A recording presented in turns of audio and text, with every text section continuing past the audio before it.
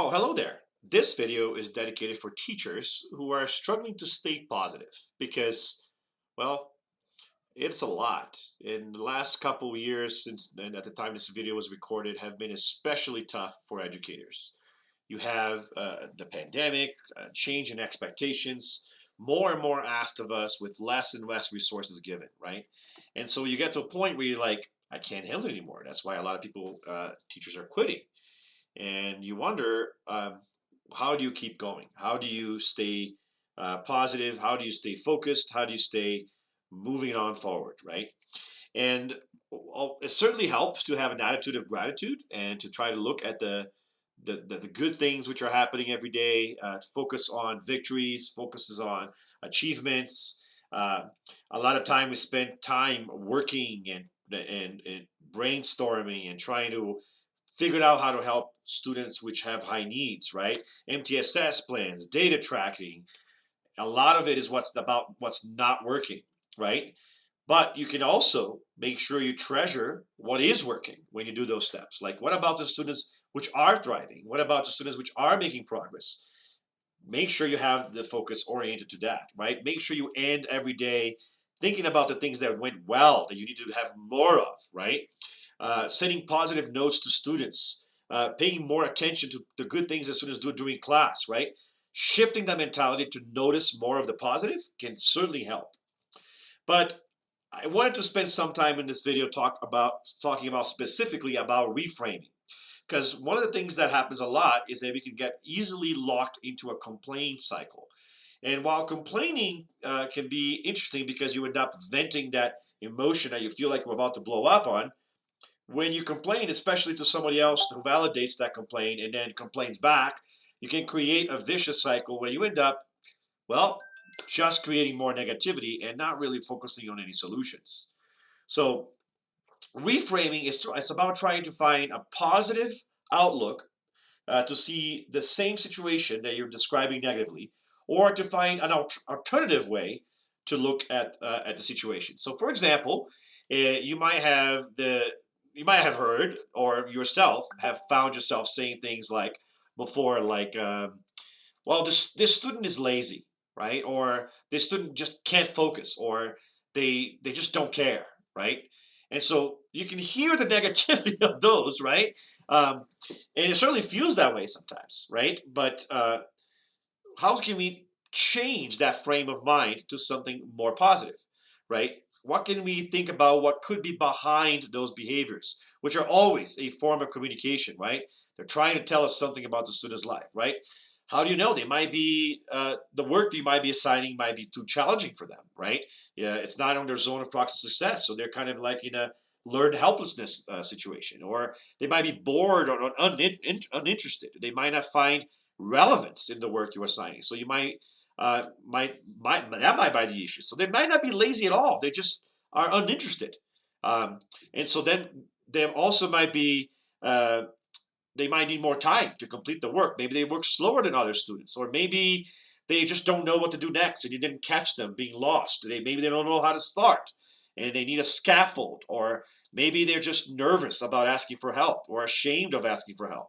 They haven't developed that growth mindset, or maybe they're confused about what resources to use or how to use the resources, or there's too many resources and they're overwhelmed, or they feel like they don't have options or choice, or they don't understand the question or instructions, or they might be neurodivergent and just do things in a different way than what you expect.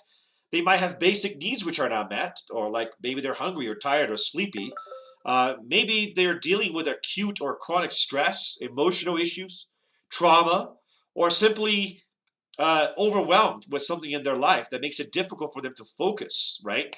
Many of them might have serious issues going on, and a lot of times they're just teenagers, which are going through growing pains, which, if you remember, are not a lot of fun. Finding yourself and figuring yourself out in a world where it feels like you're not being validated, or they just might be interested in something else. They might not be focused on what you want them to do, but they're super focused on something else that they're passionate about. So I like to think that students aren't lazy. They aren't demotivated.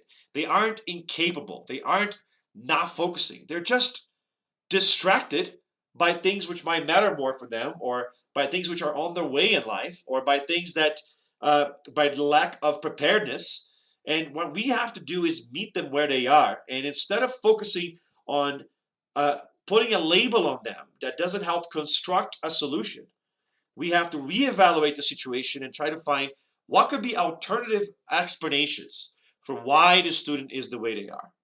So I'm going to do one more example, and then I'll wrap it up here. So let's say, for example, the student, you have this feeling of like they're just too far behind. I'm not going to waste my time helping them, right?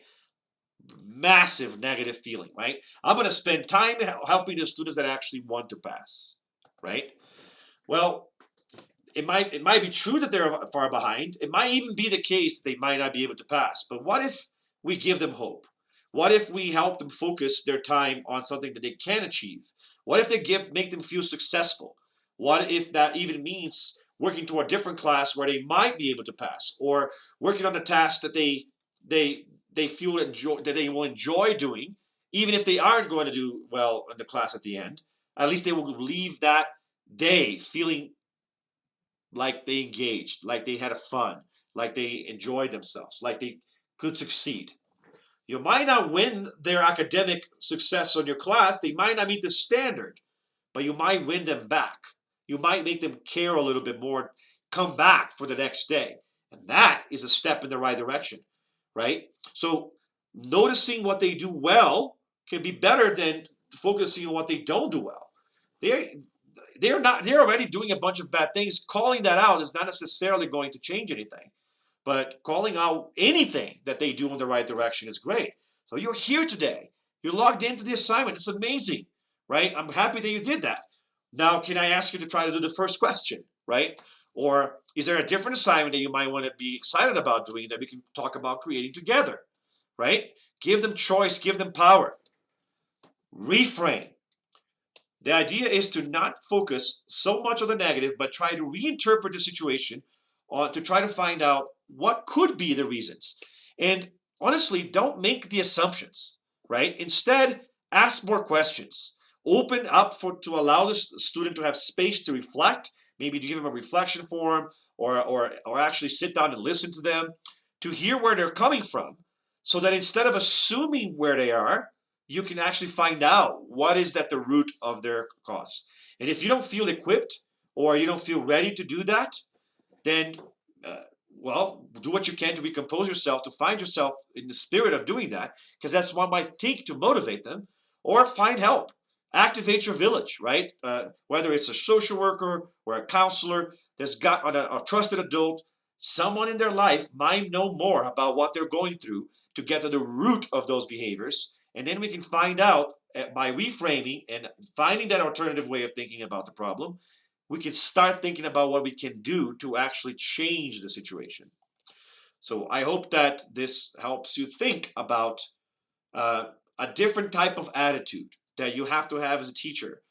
Yes, we all would like to be the kind of teachers that just show up and the kids want to learn and they're engaged and they're focused and they're ready for the assignment. They're interested in it. But the reality of it is, they come with different levels of preparedness, interests, motivations, and we have to do what we can to engineer a solution to meet them where they are and help them grow and take the next step and encourage them for doing that, for moving the right direction, rather than just simply scold them for not doing the right thing, right? It's that sandwich thing, right? Start with something good, give the constructive criticism, but making sure that's geared to what's the next step, and then end with something good again, and then sprinkle good around the place, all over the place, any chance you get, anytime you catch them doing something good, so they can feel that the interactions they have with you are more positive. And if on top of that, your attitude shifts towards thinking or putting a label on them that basically doesn't help you change anything, to a label that might help you, or not label them at all. Try to not assume, but find out what's going on. You'll be more likely to be successful in actually attacking the situation with something that might be help them grow. So I hope you've found this helpful. On the description of this video, I'm going to put an exercise that I have for you to practice this skill of reframing. And I hope you do that. I hope that you make a habit of catching yourself saying these negative things And if you are going to assume something, it's the principle of charity. Assume the absolute best, right? Or don't assume at all and find out what's going on. That is my rule for reframing. Okay. I hope you have found this helpful. I'll see you in the next video. Don't do anything that will not make your mama proud.